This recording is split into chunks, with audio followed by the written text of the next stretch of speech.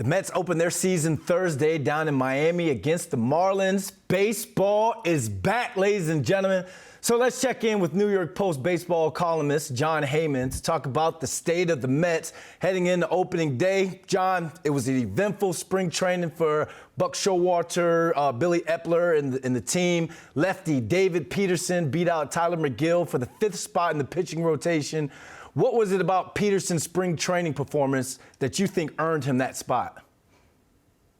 Well, Peterson had a great spring. Frankly, only gave up 1 run, had a 0.75 ERA, so he clearly earned it. If it was a competition between those two, Megill, very talented fellow, obviously was a surprise opening day starter last year, did very well, was injured a bit last year. Peterson was very reliable, had a nice year last year, went 7-5, a 3.83 ERA. He's the one left-hander, so I feel like that's a little edge. They're not saying that's part of the equation. They're just saying it's a good performance by Peterson, and he earned the job, and I would agree with that. All right, some other news coming out of Mets camp is that they DFA'd designated hitter Darren Ruff. So who gets bumped up in his spot? Well, it's going to be interesting to find out exactly what they're going to do. Vogelbach will be the DH against righties. It does appear. He also did not have a good spring. Ruff had a rough spring, no pun intended. Not a good year last year in New York. It might have been New York. Who knows? I mean, obviously, there's some very good players who come to New York and struggle, and he is one of them. So he definitely had a resume. They brought him back, had an option, and tried it again. He was still not good in spring. It will be interesting to see who gets those at-bats. Potentially Tommy Pham will get some more at-bats there as a DH, batting right-handed versus lefties. He's going to be pretty busy probably in the outfield as the 4th outfielder, but that is a possibility. We'll see if they try to acquire anybody. We know that Luke Voigt has left the Brewers. And, you know, obviously he was a big power hitter with the Yankees, led the league in home runs. One year was the pandemic year, but still pretty good that he led the league.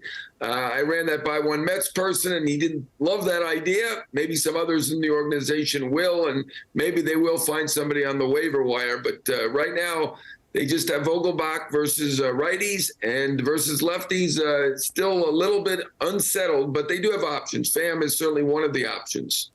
I want to talk to you about one of your recent articles. Yesterday in the Post, you wrote that while the Mets lineup looks good on paper, there are still some concerns. In your opinion, what are their biggest concerns? Well, I mean, they did finish 5th in the league in the majors in runs scored last year. So, you know, I'm nitpicking here. Obviously, it's a very good team.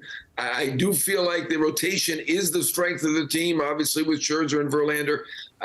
You know, Lindor and Alonso were both outstanding last year, and they probably need to get a little bit more support. I think third base is a question, and DH, which we just talked about, is a question. Vogelbach was also not great this spring. He was okay after they acquired him, and he slimmed down in hopes of improving, and we'll see. Obviously, spring doesn't tell you everything. He certainly will get that opportunity, but DH is one of the issues, and third base is the other. Frankly, Eduardo Escobar has had a very, very rough spring, and when he talked to Mike Puma, he didn't even assume that the job was his. Of course, he is making $10 million on a guaranteed contract, and he had a huge finish to last year in September. So the job is his. And, you know, I was told it might be a little bit shorter leash than you think based on how bad he was this spring. So third base is clearly a question along with DH. Those are two questions. Again, I'm nitpicking. This is an excellent team on paper. Still should be a productive lineup, but, you know, you can't help but think about the possibilities that they passed on. First, Carlos Correa. Steve Cohen had a deal with him for $315 million. Would have been a great two-way third baseman. At the time, Steve Cohen told me we needed one more thing, and this is it. And he was very excited about it. You know, obviously, it was an improvement, but we all thought Eduardo Escobar was okay, and they probably end up trading him at that point. Right now, he does not look good. So that is the question. The other thing to think about is the Mets now have Brett Beatty in the minor leagues. They've demoted him. He had a very good spring. They'd like to see him get some more reps in before he's a third baseman of the future. And so, I mean, Eduardo Escobar is going to have to perform because Beatty is right there knocking on the doorstep.